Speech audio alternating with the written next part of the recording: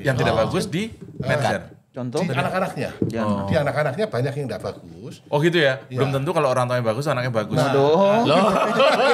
Kirain kalau orang tuanya bagus. Nah seharusnya melihat posisi Pak Erik yang juga nggak happy lah seharusnya. Ya kan? Kita sama-sama tahu lah ya, perjalanannya sampai SKCK segala macam. Kan? Oh iya. Pak Erik aja gak happy apalagi kami, Pak.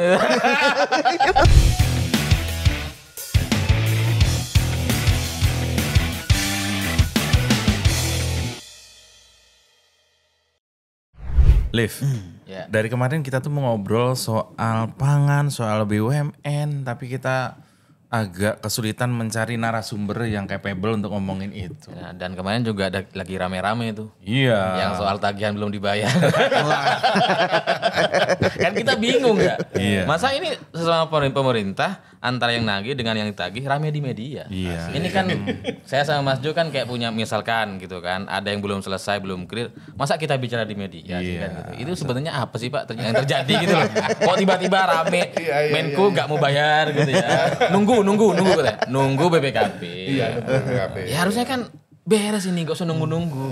Kenapa sampai ribut-ribut ada di media ini, kenapa? Nah, oleh karena itu sekarang hadir barengan kita Mas Haris, kita sebut Mas Ya. aja ya, Mas Haris Turino. Mas Haris, Ini selamat beliau datang. ini ya mungkin bidangnya karena Betul. beliau ada di Komisi 6 DPR RI sehingga dia ngerti lah kalau ditanya. Kemarin sempat nagih juga soalnya. Apa tuh? Lagi apa? Itu yang 16 triliun. Cepat dibayarkan katanya.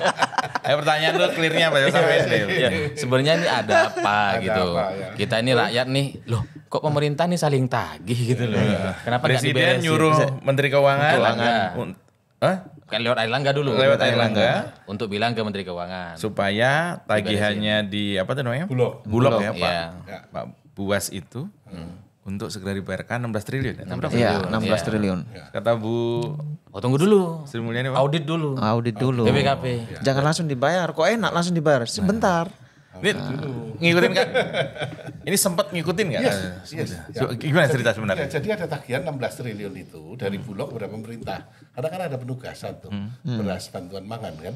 Ya. Nah, itu sudah mulai dari bulan Maret sudah disalurkan. Nah, masalahnya belum dibayar. Yang belum bayar? Pemerintah. Oh, karena karena kan itu menugaskan kepada Bulog. Bulog hanya dapat fee. Ya, hanya dapat fee itu 50 perak per kilo.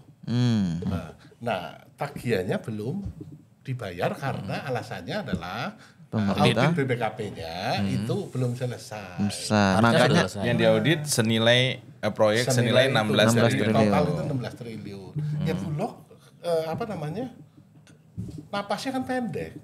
Apalagi tahun depan ditugaskan lagi. Impor lagi 2 juta ton. Ya, 16 triliun aja belum dibayar. Ya, 2 juta ton kali 11.000 itu 22 triliun. Nah, duit sekolah ini. Iya kan? Pulang nggak punya duit segitu. Nggak punya. Bulog duitnya cekak. Iya. Jadi Tapi seharusnya- sebentar. Om, saya harus selipin nih mumpung saya ingat. Tapi gini loh, kita nih sebagai awam ya, melihat seperti itu tuh normal nggak sih? Presiden nyuruh bayar, kata menterinya nanti dulu, itu normal ya? Biasa terjadi begitu. Iya, sering terjadi seperti itu. Bukan hanya di Bulog kan, di Pertamina halnya sama ya, keterlambatan pembayaran kan. Ya, dulu di BPJS itu terjadi. Ya. Ini nggak bisa pakai WhatsApp grupnya kabinet aja gitu. kok jadinya kayak nggak ada sinkronisasi gitu loh. Ya, Ini ada Ini orkestrasinya miskomunikasi ya. gimana nih? Itulah makanya kemarin saya bicara dengan Bulog waktu kita kunjungan kemarin ke Kerawang, kita ngomong sejak penugasan impor kan sudah jelas ditugaskan impor, ya beras dan miris ya, secara jujur miris impor dari Kamboja, Oh, iya. dari Pakistan, Kok aneh? dari Vietnam. Sebentar. Itu kan di negara-negara yang Nah, Ya. Sakcui. Lebih kecil lah dari kita. Cilik dari kita. Ya, loh, Kita iya. impor Ya, dari dari- mereka. Itu kenapa kok itu? kesannya jadi kita bangsa yang suka makan banget sih dibanding mereka.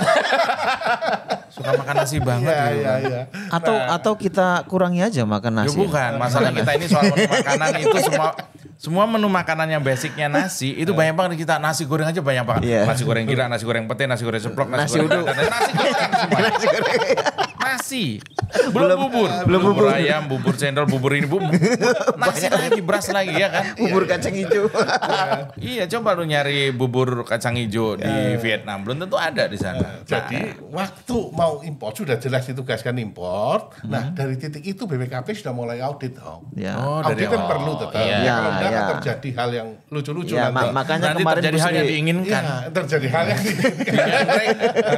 Jadi sebenarnya dari awal, ya dari awal sudah mulai Sudah audit diaudit. Ya, sudah dijalankan. diaudit.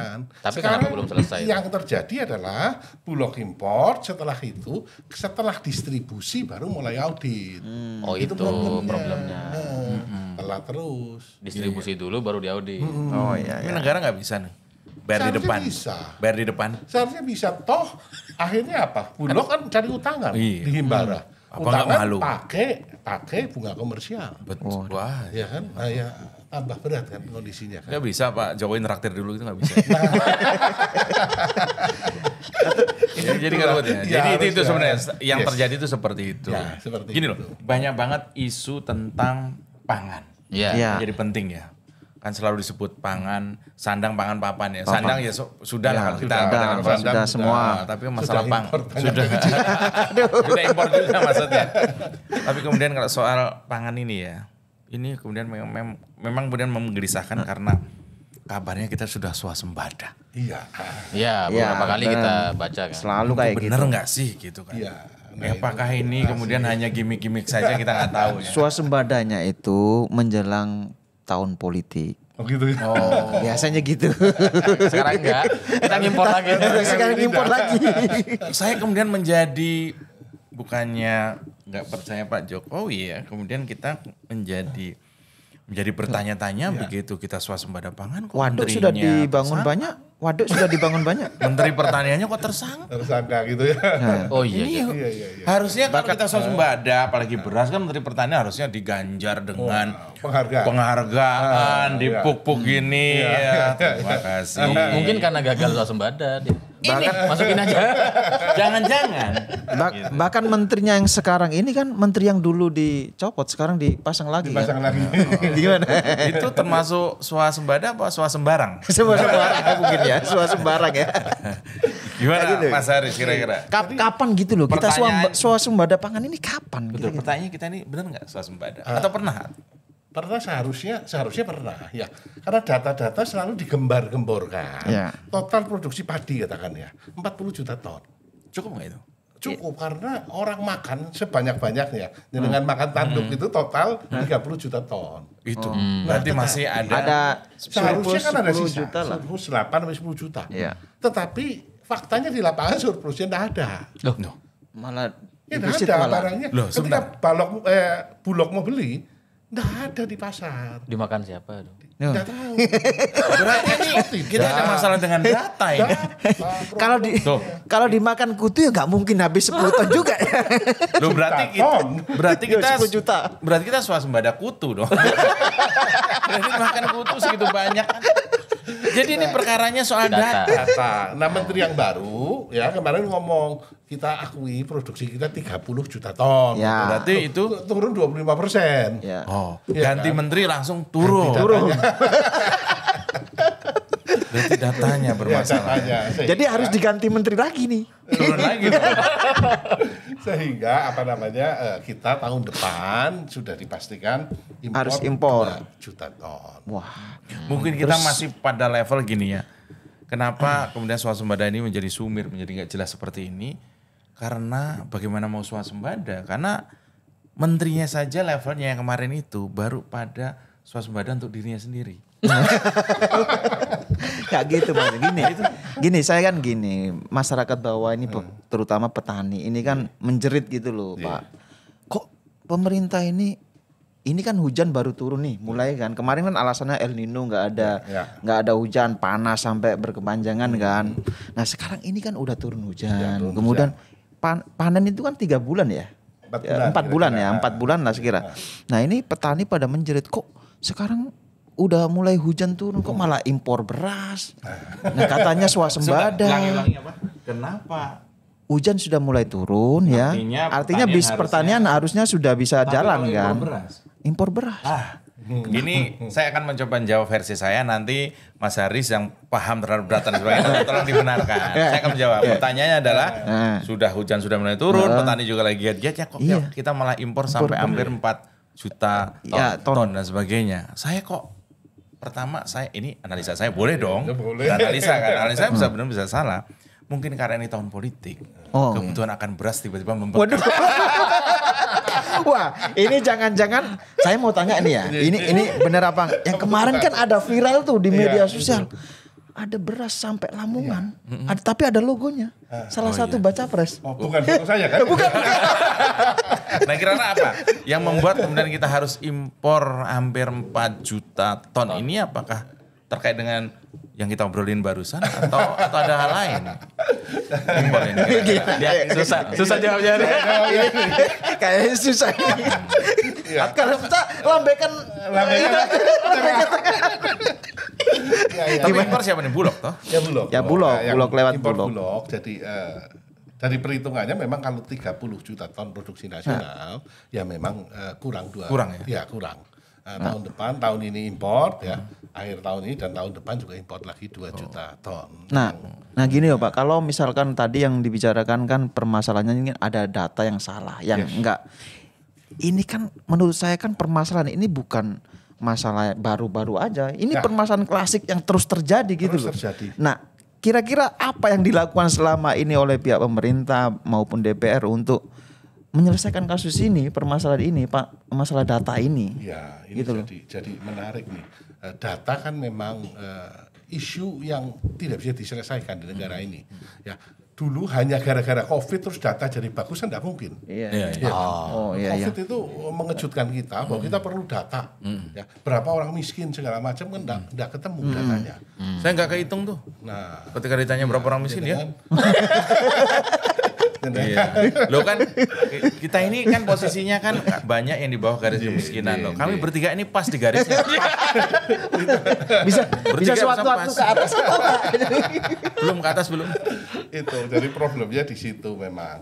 Nah, tapi bahwa pertanian kita persoalannya kalau di padi kita hanya bisa nanam tahun sekali karena tidak ada air. Ya. Tapi kalau musim hujan kan musim hujan banjir. Oh, saya tahu. Iya kan? Saya tahu kenapa nggak ada air. Kenapa itu? Oh, dia sibuk ngurusin capres. Air Langga. Tapi nggak jadi. Nggak jadi. Nggak jadi. Kan sibuk ngurusin capres. Wow, sibuk ngurusin. Bukan pencapresan dirinya. Artinya gini loh. Kalau kemudian beras, padi, kemudian menjadi nasi ini adalah makanan pokok kita. Kalau selama 10 tahun Pak Jokowi memerintah ini ternyata juga swaspodanya diragukan benar atau tidaknya. Apa kita ganti makanan pokok? Makan apa?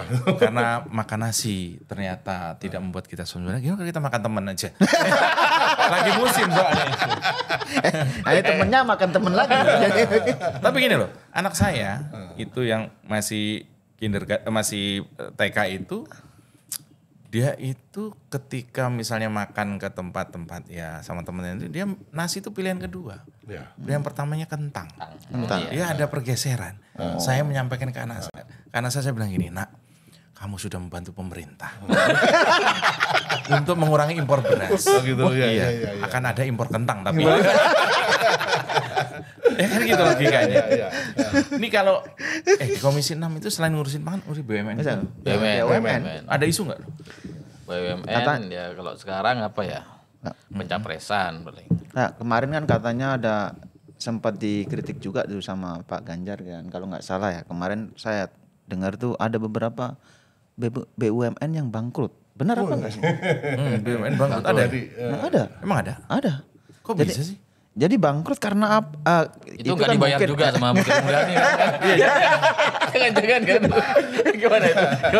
Nggak gitu. Ada BUMN bangkrut. Kondisi istilahnya kondisinya sekarang ini BUMN kita ini bagaimana Pak? Apakah sehat-sehat aja? Apakah sedang sakit atau sedang sekarat? Ya memang BUMN ini jadi isu yang menarik ya. BUMN mengelola 10.000 triliun. Hah? 10.000. 10.000 triliun. 10.000 triliun. 3 kali dari APBN kita. Waduh, itu nolnya berapa ya? Nolnya banyak sekali. Itu nolnya berapa? 10 triliun 12 ditambah 4. Kalau sampai sebanyak itu bukan BUMN. Apa? BUMber. member. Sampai member. 10.000 triliun asetnya. Asetnya, ya. Jadi memang sangat powerful yang namanya BUMN ini, ya kan. Nah memang ada beberapa tadinya jumlahnya banyak sekali, ya kemudian sama Pak Eto ya ditata, diperkecil. Sekarang mungkin BUMN utama ada sekitar 46 gitu ya. Yang lain digabung-gabungkan jadi anaknya dan segala macam. Dan beberapa memang tidak kinerjanya tidak bagus. Yang tidak bagus di merger. Contoh di anak-anaknya, di anak-anaknya banyak yang tidak bagus. Oh gitu ya? Belum tentu kalau orang tuanya bagus, anaknya bagus. Loh. Jangan kalau orang tuanya bagus. BUMN. Ya, BUMN. Oh BUMN kira. Loh, saya BUMN tuh materinya. Iya, iya. Soalnya lagi rame tentang anak ini. Jadi beberapa BUMN ya kadang-kadang keuntungannya dari induk, dari orang tuanya ya tergerogoti karena kinerja anaknya yang buruk. Waduh. Ini yang mengkhawatirkan. BUMN lah ya. Serius ini Pak. Wah. Pikiran saya kemana-mana. Enggak, kalau anaknya jelek terus gimana cucunya? Iya, Ini jangan ngomongin sampai ke sana-sana. Kita ngomongin BUMN.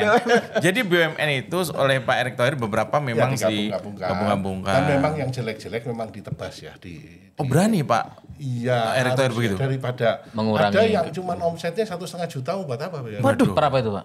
Iya, 1,5 miliar, 1,5 miliar. Wah, BUMN omsetnya 1,5 miliar Per tahun. Itu BUMPang.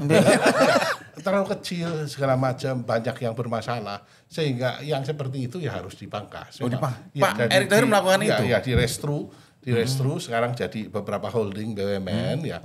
Tapi secara umum langkah yang dilakukan Pak Erick itu bagus. Loh, langkahnya bagus kok nggak jadi capres ya? Loh, Pak, cawapres. Oh iya, cawapres. Nggak jadi juga? Tapi ya. Jadi. Sian ya? Untung nggak jadi. Waduh. Kok bisa? Untuk Sehingga kenapa, Pak? BUMN tetap ada yang ngurusin. Oh, gitu.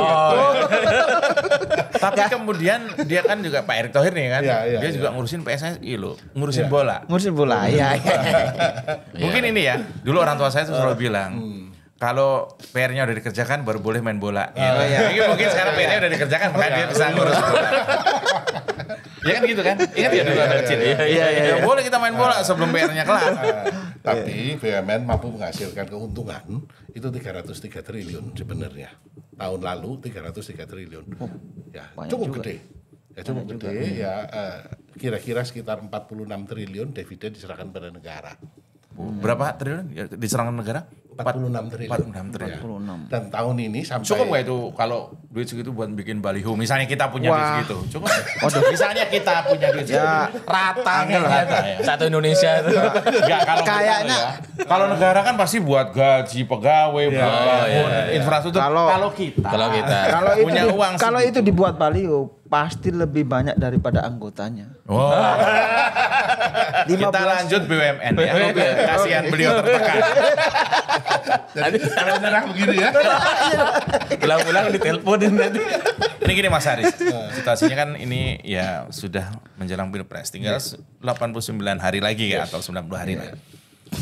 Kemudian isu tentang netralitas itu kemana-mana. Ya.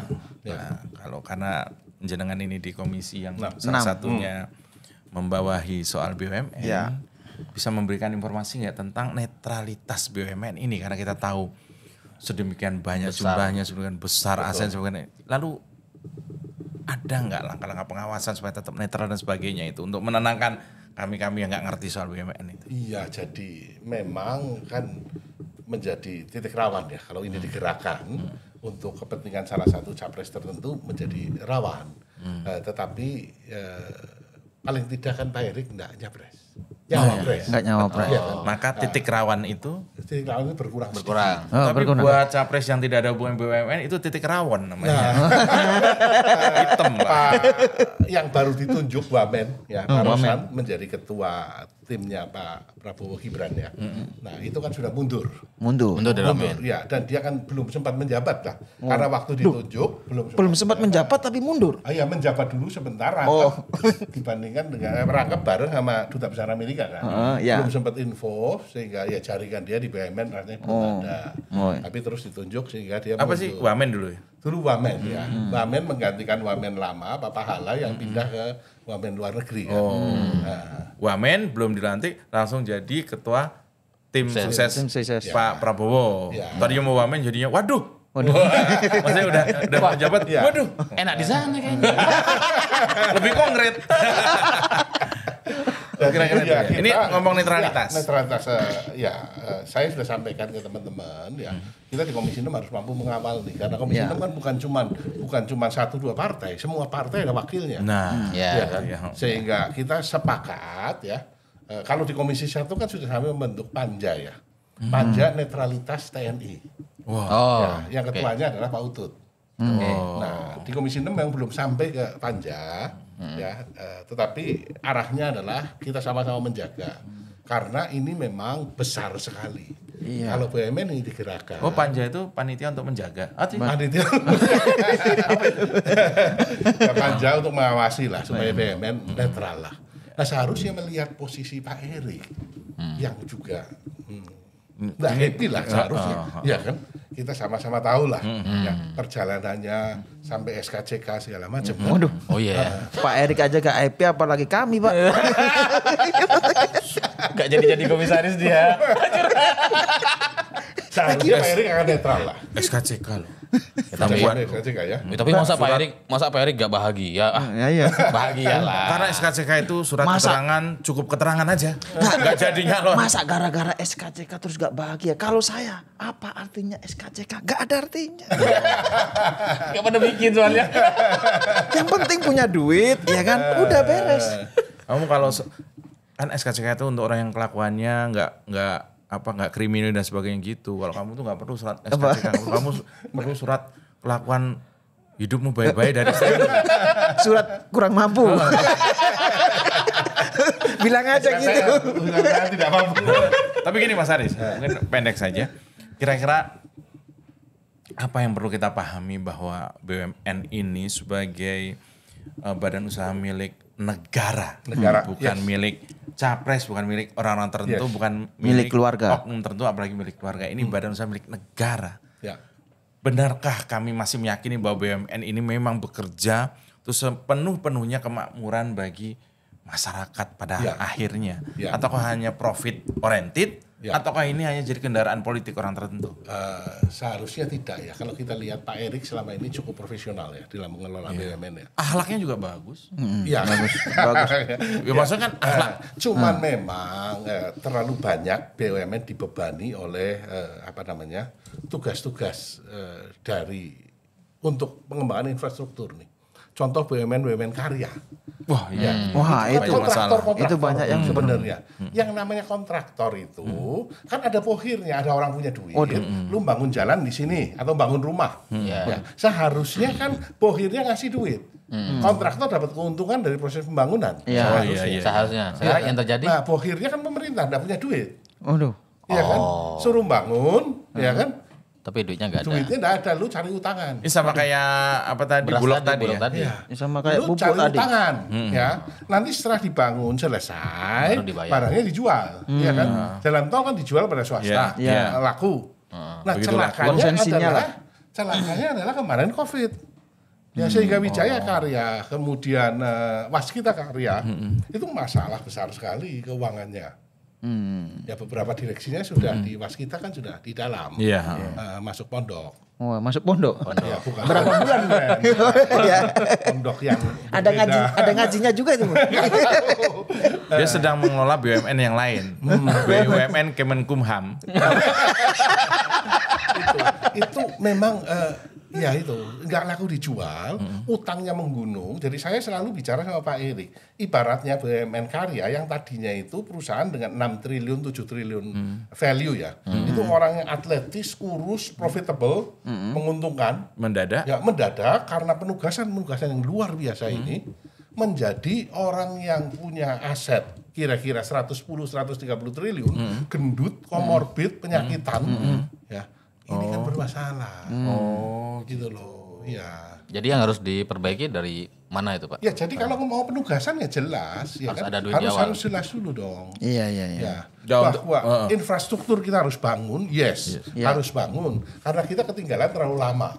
Terlalu banyak Kita ya. juga harus fair dalam menilai ya. Ya. Salah satu prestasinya kan infrastrukturnya bagus. Ya. Tapi ada yang menarik yang saya tadi ceritakan bahwa ketika membanggakan kepada Menteri Cina membangun 60 waduk besar, ya Pak Menteri PUR kan, PUR, Basuki. Pak Basuki. Pak Bas, ya Menteri Cina diam saja. Karena di Cina ternyata 289 waduk besar. 289 9.000 waduk. 60 nggak ada apa-apanya dong. Kita 60. Tadinya sudah mau bangga sekali 60. Ini sedikit nih Pak, ini mumpung ingat mengobati ke penasaran kita. Di era Pak Jokowi ini dikenal dengan pembangunan yang sangat cepat sekali. Yes. Kan katanya tuh berdampak pada bisa jadi ada indikasi banyak prosedur yang ditabrak dan itu potensi hukumnya tinggi, benar nggak? Waduh. BUMN loh itu. Kalau sudah ketawa ini susah jawabnya berarti. Salah satu katakan kereta cepat Jakarta-Bandung. Ya itu memang ada yang ditabrak tadinya. Karena awalnya kan ketika memutuskan dengan Cina kan tidak menggunakan APBN. Iya. Ya. Oh iya. Tapi kemudian dalam perjalanannya terjadi membengkakan biaya dan segala Menggunakan macam. APBN. Akhirnya menggunakan APBN. Oh, kalau membengkak itu bukan APBN. Ya. APBenjol. Kalau itu tidak diselesaikan juga, ini akan menjadi menarik nih. Mangkrak sepanjang Jakarta-Bandung loh. Waduh. Tapi kan katanya mau dilanjutkan lagi, Pak. Nah, Itu tergantung presiden berikutnya. Surabaya. Nah, ya. Sudah ada pembicaraannya. Kenapa nggak ke Madura? Oh, jangan. Kan wapresnya itu. Madura. Oh, Waduh. kalau Madura, Itu nyebrang. Lanjut ya. Lanjut dulu lagi. Kenapa sampai Nyebrang Surabaya laut. gitu? Ya. Madura sekalian.